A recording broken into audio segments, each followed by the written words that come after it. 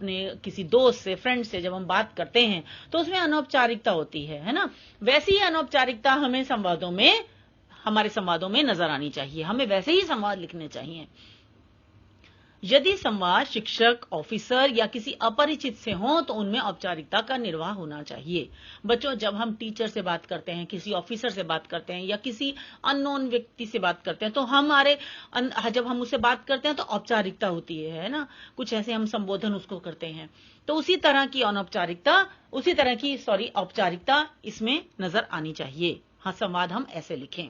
वार्तालाप अवसर के अनुकूल होना चाहिए। जो बातचीत लिख रहे हैं वो अवसर के अनुकूल हो, मतलब जो अवसर चल रहा है उसी से संबंधित बातें होनी चाहिए। इधर उधर की बातें ना लिखें। संवादों में यथासंभव हंसी मजाक तथा कुशल क्षेम की बातें भी लिखनी चाहिए। यानी जो आप संवाद लिख रहे हैं, डायलॉग लिख रहे हैं, तो उसमें कहीं अगर कोई हंसी मजाक की बात आ रही है या आप लिखना चाह रहे हैं तो उसको लिख सकते हैं, लेकिन उसमें बच्चों शिष्टता होनी चाहिए। अशिष्ट भाषा का इस्तेमाल नहीं करना है, अच्छी लैंग्वेज यूज करनी है, यानी कि चीपनेस ना हो हमारी लैंग्वेज में, हमारे हंसी मजाक में।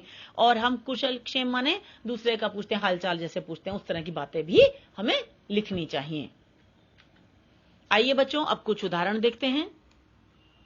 पहला देखें, कक्षा में अनुशासन बनाए रखने के संबंध में शिक्षक और विद्यार्थी के बीच संवाद। शिक्षक: सौरभ, तुम कक्षा में बातें क्यों कर रहे हो? सौरभ: गुरुजी, मैं बातें नहीं कर रहा हूं, अकबर मुझसे कुछ पूछ रहा था, उसे वही बता रहा था। शिक्षक: उसे बात करना ही कहते हैं। जब कक्षा में पढ़ाया जाए तो बातें नहीं करनी चाहिए, बल्कि ध्यानपूर्वक पढ़ना चाहिए। सौरभ: पर मैं तो।